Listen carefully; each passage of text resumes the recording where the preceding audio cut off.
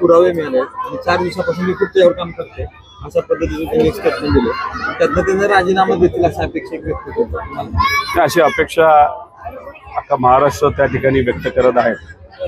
Corruption काय केलं, कसं केलं, त्याच्याच बरोबर जी घटना देशमुख परिवाराच्या बाबतीत झाली त्याच्यामध्ये नेत्याचा नाहीतर मंत्र्याचा हात होता नव्हता हा वेगळा विषय आहे.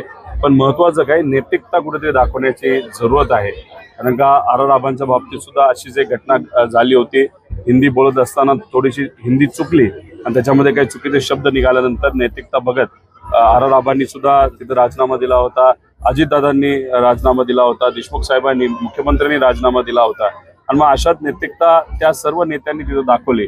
त्यांचा जो पक्ष आहे त्या पक्षाचे नेते दादा आहेत त्यांनी सुद्धा एकदा अशाच पद्धतीने नैतिकता दाखवली होती. मग हे सगळं वातावरण गरम असताना जेव्हा त्यांच्याच जवळचा एक कार्यकर्ता म्हणण्यापेक्षा अतिशय जवळची व्यक्ती, अर्थकारण बऱ्याच काही गोष्टी ती व्यक्ती तिथं बघायची कराड.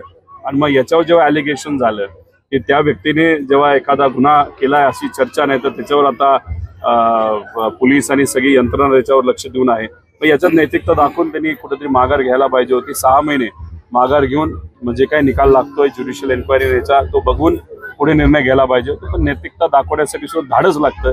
ते कदाचित आजच्या नेत्यांमध्ये नाही आहे असं आपल्याला म्हणावं लागतं.